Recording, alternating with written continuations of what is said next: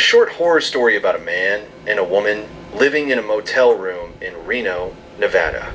The Vacancy. The wind howled outside the battered motel on the outskirts of Reno, a sickly neon sign flickering. Desert skies in Vacancy. Room 12 was at the far end, next to the ice machine that hadn't worked in years. Inside, Mark sat on the edge of the bed, staring blankly at the small TV. It was muted, cycling through static.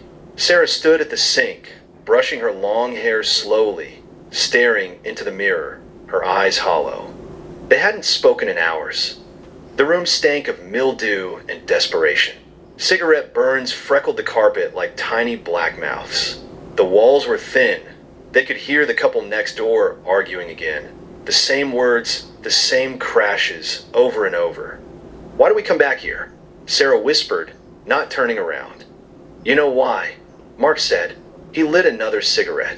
His hands trembled. "We had no choice." The motel hadn't changed in 12 years.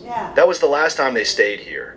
The night they hit something on that dark desert highway. Something that bled, but didn't die.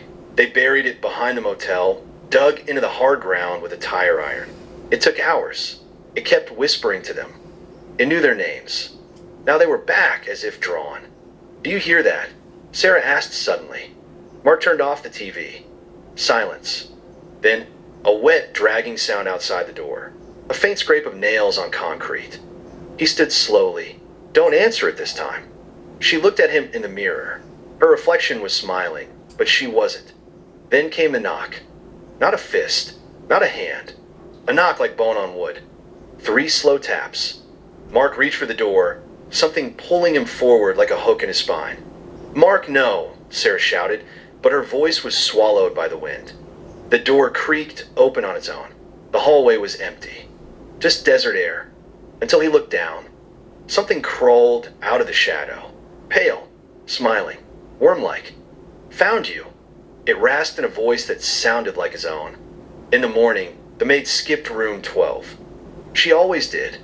It had been empty for years. You said, "Extend the story and explain it." ChatGPT said, "The vacancy extended." 2. Return. By morning, the sun scorched the parking lot, casting long shadows over the cracked pavement. The motel looked the same in the light. Ugly, stained, forgotten. But room 12's door was ajar. Inside, no one was there. No bags. No signs of occupation. No Mark. No Sarah.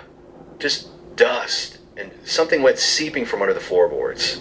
The manager, a leathery man named Carl who'd worked there 20 years, stood in the doorway shaking his head. I told him, he muttered, "Can't keep them people from coming back." He made the sign of the cross and shut the door. 3. 12 years earlier. It was a desert night like any other. Dead air, a sky full of indifferent stars. Mark and Sarah were driving fast, arguing about nothing, tired and wired after a week in Vegas. Then something stepped into the road. Mark hit the brakes too late. The thing wasn't human. Not quite. It had shape like a man, but skin too pale and too many joints. Its head lolled to the side as it breathed. Its blood was dark gray, sticky like tar.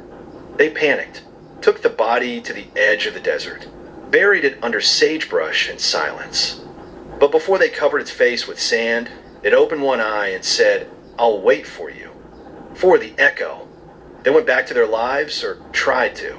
But Sarah started seeing reflections that didn't match her. Mark heard whispers in empty rooms.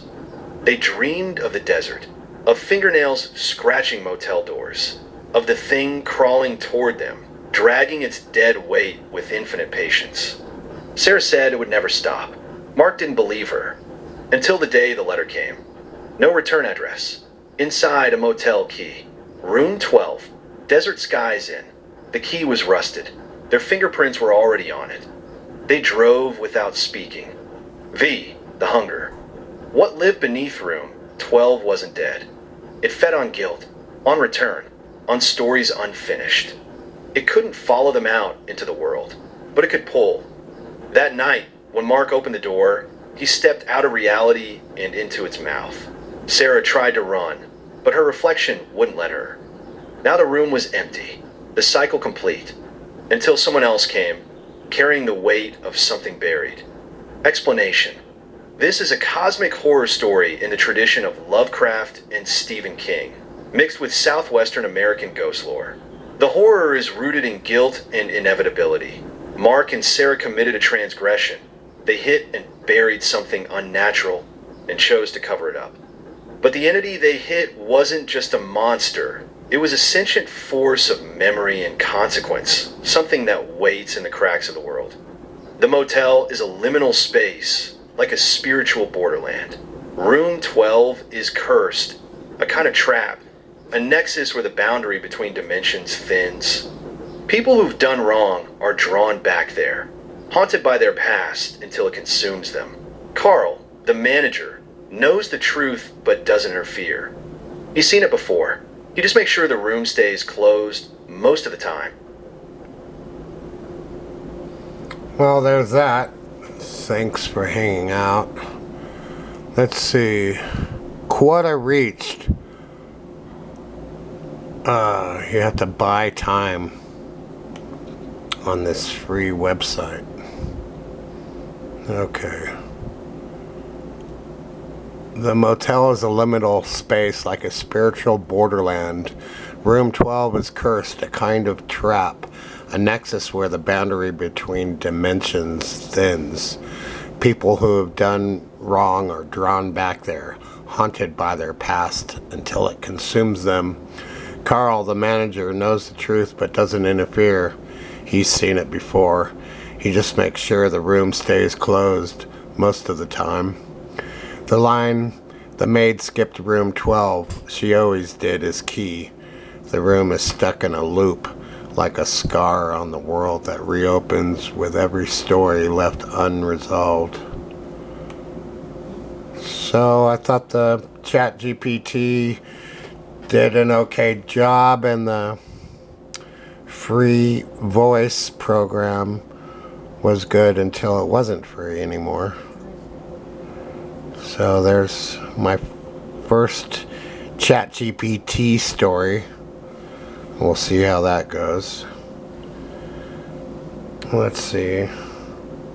Last night I just sat in my car, played phone games, and I drew a comic strip. Oh, I could show you what I wrote and drew last night.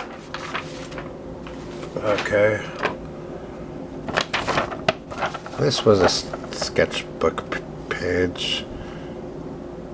And I did that, and then I did all these little scribble cartoon things.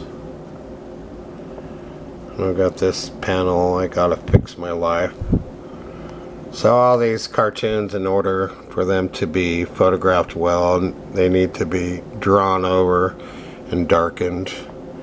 I think it looks better when I do that. It reads better. And then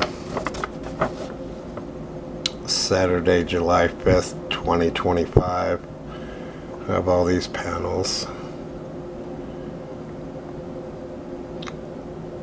Okay. I don't feel like reading it right now. Okay. Well, thanks for hanging out in this video.